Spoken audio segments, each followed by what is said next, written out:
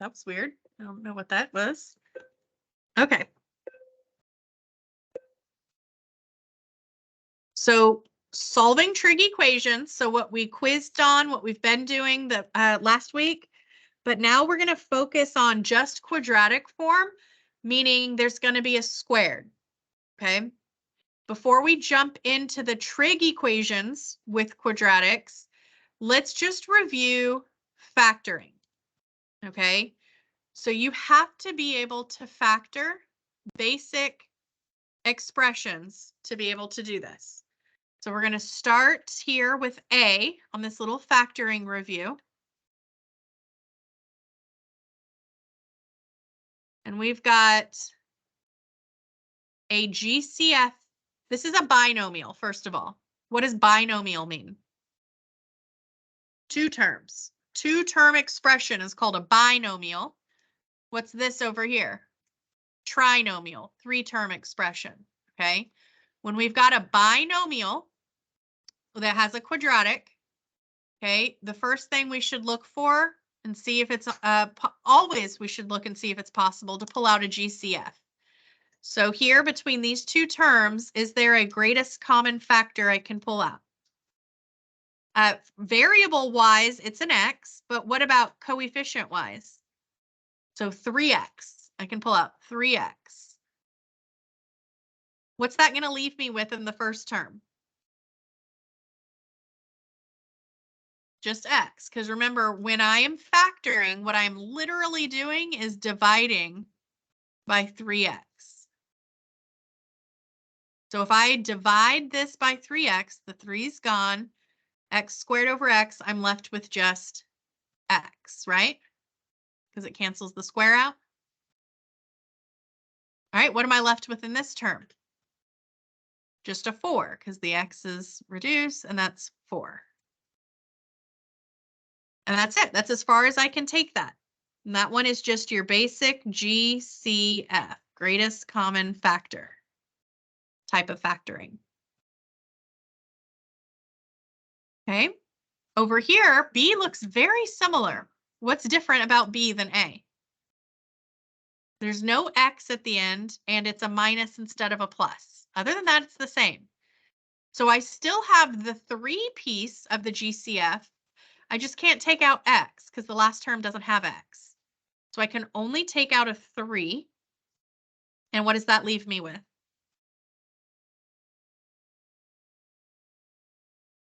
X squared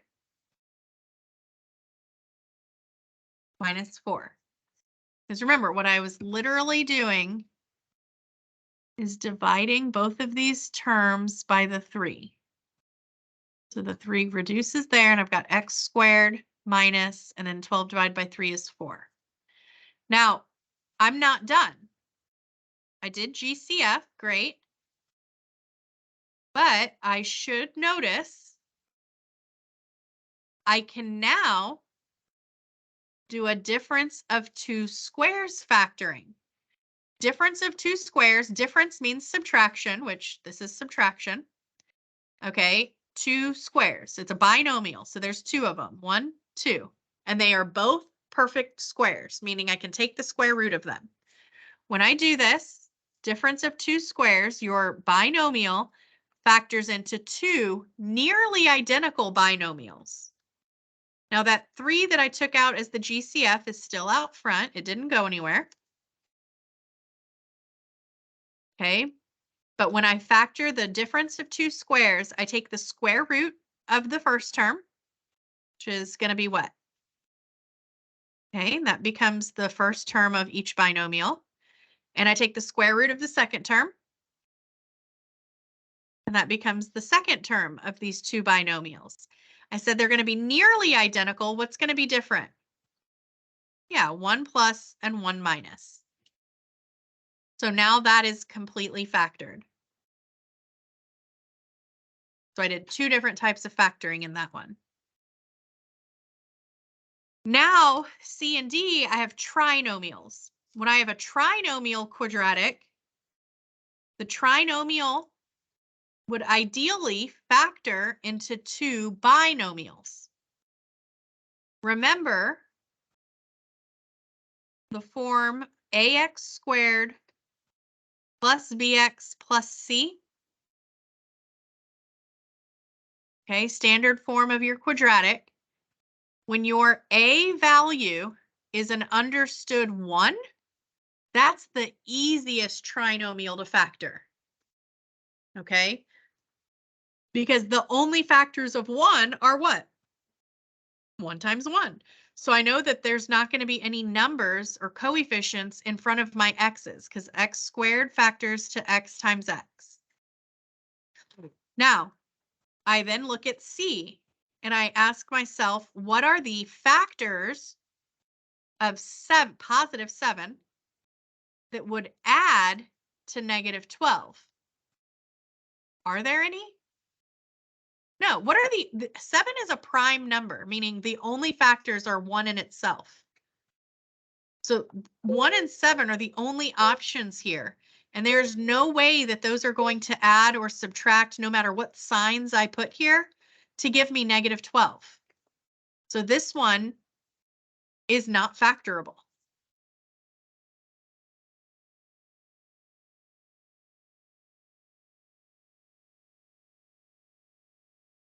Okay, but this is called the guess and check method, where you can just put the x here when your a is an understood 1. Guess and check is pretty easy.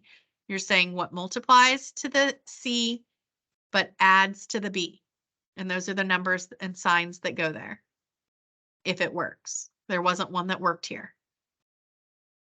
Now, when your a is not an understood 1, yes, you can still use guess and check. I will show that method first, and then I'm going to erase and show you a different method, okay? If I want to do guess and check, it's still pretty straightforward to start because this a is prime. The only factors of 3 are what? 3 and 1. So 3x squared has to just be 3x times 1x. So I know those have to be the lead terms of these binomials. So I know that part's right. So then I just have to come out here and ask myself, okay, what are the factors of negative 8? But it's no longer just adds to negative 2 because I have to take this 3 into account. So when you're doing guess and check here, you have to remember this is the opposite of foiling, right? So your outer and your inner get multiplied before those like terms get added to the middle term. So when I'm guessing and checking what goes here and here, what factors of 8 am I going to put here and here? Remember, the one that you're putting here gets multiplied by this term, and the one that you're putting here gets multiplied by this term, and then they get added together to give to get to negative 2x. Y'all understand that? If you need to make a list, make a list. What are the factors of 8? 1 and 8 or 2 and 4? Are those the only ones? Yeah.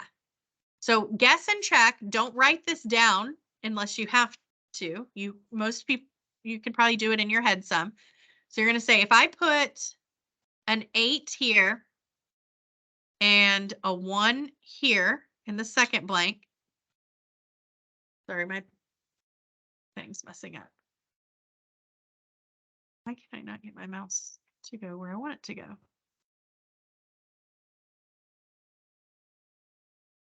I don't know what's happening with my mouse. Hang on.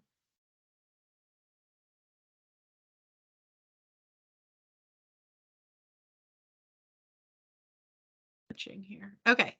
So if I put an 8 and a 1, the 1 gets multiplied by the 3. The 8 gets multiplied by an understood 1. So I would have 8 and 3. Does that combine to 2? No. Okay, what if I switch it? What if I put the 8 out here to be multiplied by the 3? That'd be 24. And the 1 would be a 1 still. Is there any way that combines to a 2? No. So 8 and 1 are out.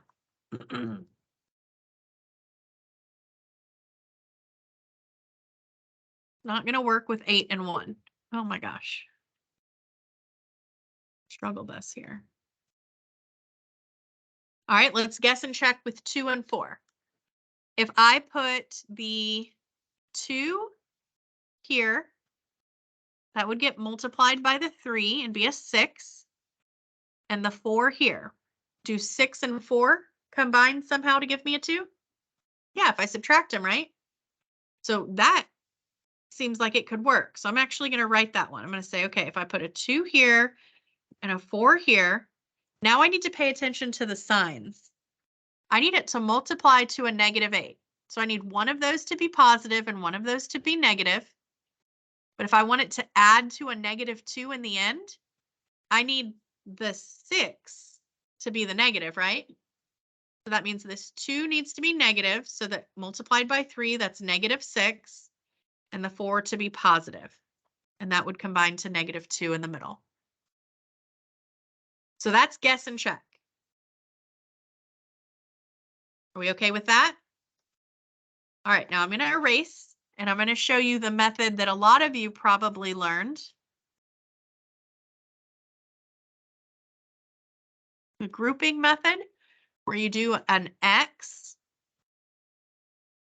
where you put your A, C in this top section and your B in the bottom section. Does this look familiar? Yes. Okay, so what is A times C? Okay, so that's -24. And your B? So we are asking ourselves what multiplies to give us -24, but adds to give us -2. Could it be 24 and 1? 12 and 2? 6 and 4? That would work, right? But what needs to be positive and what needs to be negative? -4, 5, and 6. I want it to be -2 when I add them. So -6 and +4. That's going to work. Okay. All right. Now, once you have this, the method that you probably learned was grouping, where you replace the B term with those new numbers you just came up with, right? So instead of -2x, you write -6x plus 4x. Because that's the same thing as -2x, right? It adds up to the same thing, doesn't it?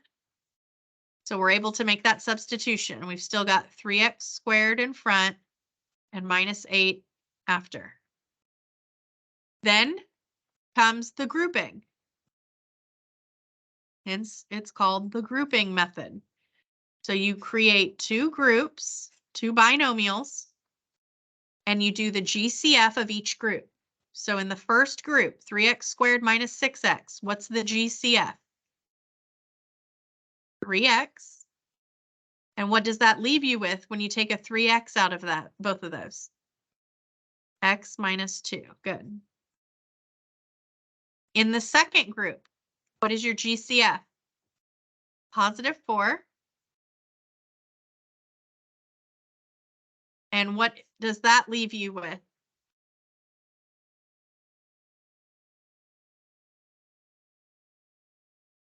When you do grouping, the whole goal is when you do those GCF step that these come out the same, which it does.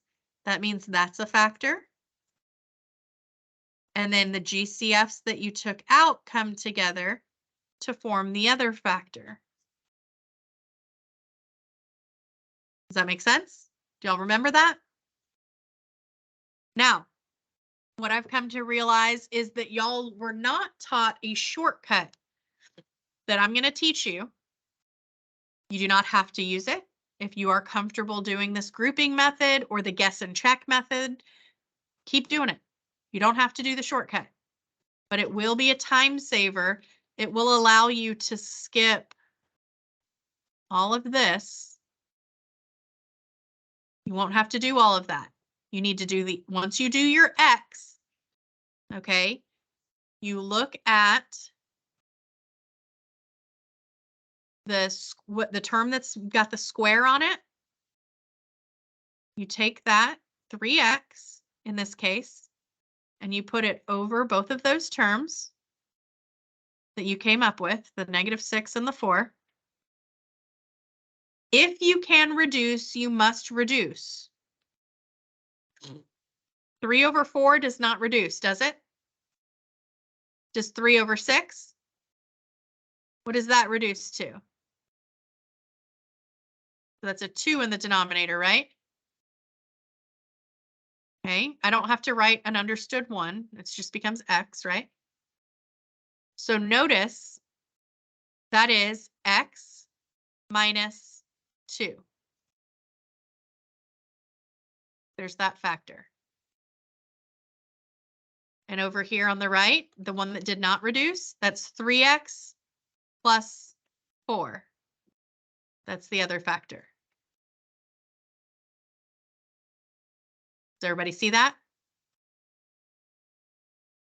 This shortcut will work as long as there was no GCF in the original trinomial.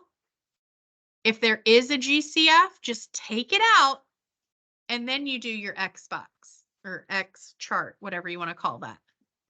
And then the shortcut will still work. But if you forget to take out a GCF here, then the shortcut won't work. You could still do grouping if you forget to take out the GCF. Y'all feel okay about that? All right. So now that's factoring review. Let's throw in some trig now. So we want to solve for x. We want it, our answers are going to be angles between 0 and 2 pi. So we're in radians.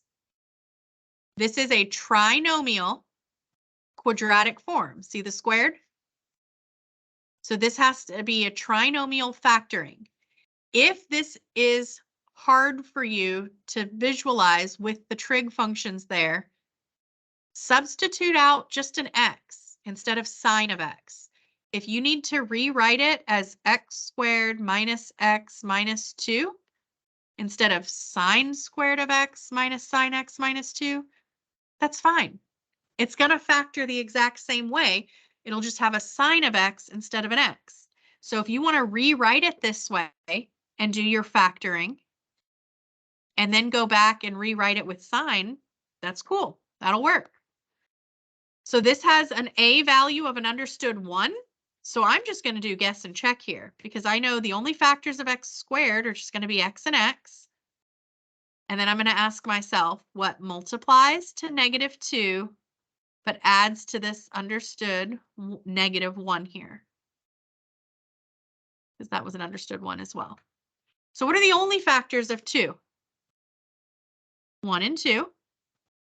And to multiply to a negative, we need one positive and one negative.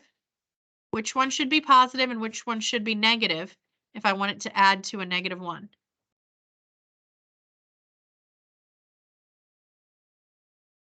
That's easy enough, right? So in terms of the trig trinomial, I'm going to go back and I'm going to replace x with sine of x. So this is sine of x plus 1 and sine of x minus 2. And it's still equal to 0. Right? That's just my side work to do it without the trig, if that's easier for you. All right, once you have it factored, just like we did with GCF factoring, you split and solve. You set each factor equal to 0, because if either factor equals 0, the whole thing will equal 0. So we have to isolate the trig function. So I need sine of x by itself. How do I get rid of this plus 1? So I subtract the 1 to the other side, so this becomes sine of x equals -1. Okay, what about over here? How do I get rid of this -2? So this becomes sine of x equals +2. So now I've isolated the trig function. That was the goal. Now I'm ready to just use my unit circle knowledge or calculator if needed, if it's not a unit circle value, to answer what angle this happens at. Where is sine -1? Now this one is in radians. We can see the interval is 0 to 2 pi. So we want to give our answer in radians. So that's at 3 pi halves. Very good. That's the only place sine is -1, right? Sine is the y value of the ordered pairs around the unit circle. It's only -1 at the very bottom of the unit circle. Okay, is there anywhere where the y value of the ordered pairs is 2? Does that even make sense? No, because 2 is not in the range for sine, which is -1 to 1, right? 2's not in there. There's no solution for this side. So this problem only has one solution overall. Only this factor on the left had a solution.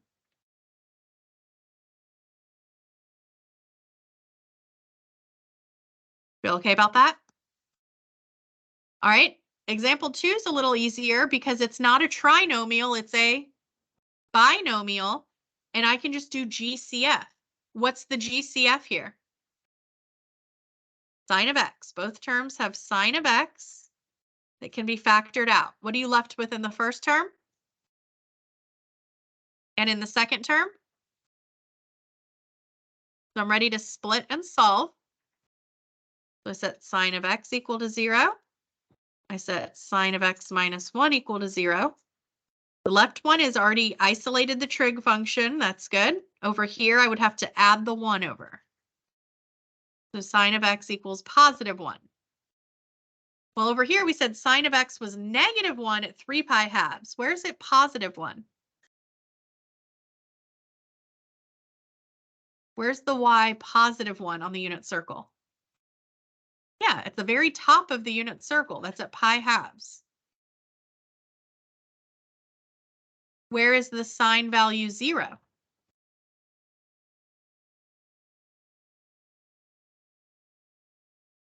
At 0 and pi. So this one had 3 solutions.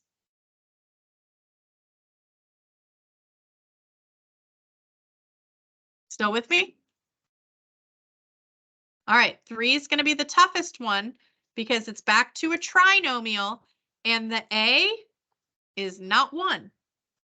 So I'm probably not going to do guess and check here. I'm going to use the x thing and do the shortcut. I do want you to switch this interval. I don't need you to go -2 pi to 2 pi. Just go 0 to 2 pi still. All right. So I am going to rewrite this for you without sign. I'm going to drop the sign. So it's just going to be 2x squared minus 11x minus 6. I think it's easier for y'all to visualize it this way. And I'm going to do the x chart. What is A times C? What is B? So I'm looking, that was A, C, B. I'm looking for what multiplies to -12, adds to -11. So factors of -12 that add to -11.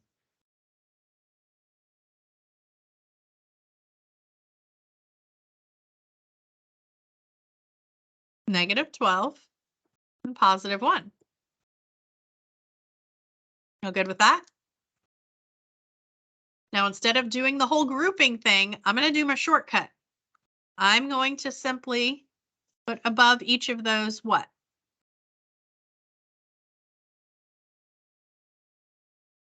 (2x). Now, do either of them reduce?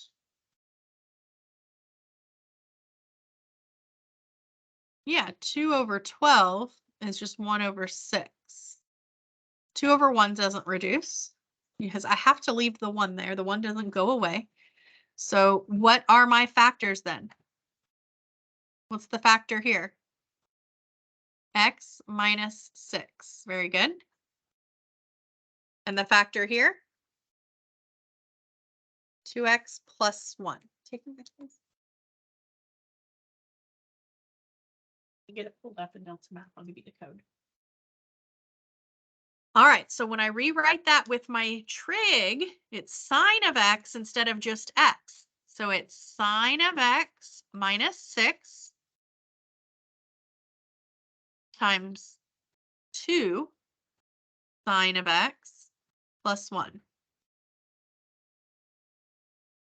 Then I'm going to split and solve.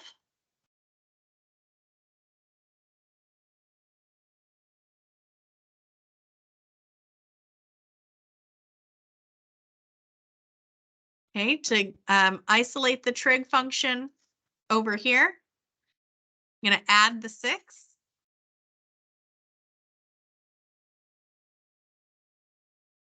And over here, what am I going to do to isolate the trig function? Subtract the 1 and then divide by the 2. So that gets me negative 1/2.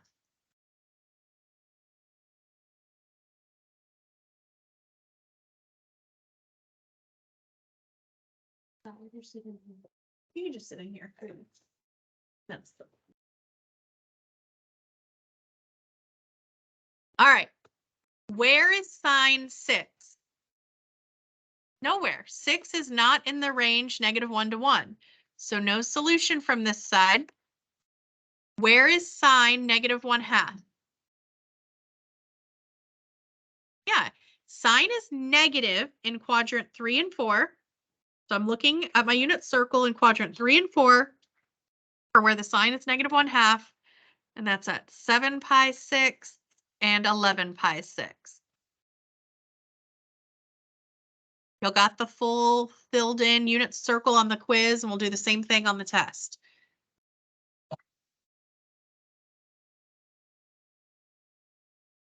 You'll see one if you go in, but I haven't assigned it officially yet. So if you want to get a head start, you can start working on it, but you don't have to do it today. We feel okay about this? All right. So we're going to run out of time, I think. I don't think I'll have time to go over all 3 of these check for understandings with you. Let me see how much time we have left. So what I want you to do, since y'all didn't watch the videos that I left you yesterday, I want y'all to try the check for understanding as your homework on your own or during advisory whenever you get a chance. Try these 3. Okay. And then I want you, in its learning, there's the videos that you were supposed to watch yesterday. This second one, the one that's finishing up the solving trig with quadratic form, that goes over those check for understanding. So I want you to try them, but then I want you to go watch the video, or here's the completed one. You can look at the completed one and check it. And if it just checking it doesn't make sense, you can go watch the video and hear the explanation of it. Okay. So I want y'all to try those and check them. Okay. This first video is a bit longer. It's the notes we just did. But this is from when I did them in my honors class. And so the first half of this video was me going over some homework questions with them before starting the notes.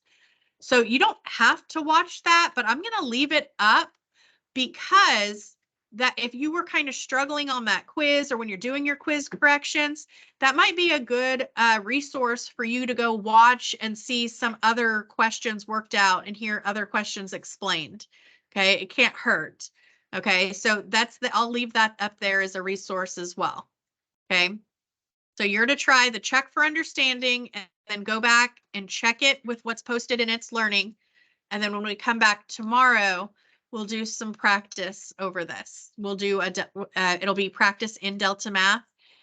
It is active already. If you want to get a head start, you're welcome to, but it's not officially assigned until tomorrow.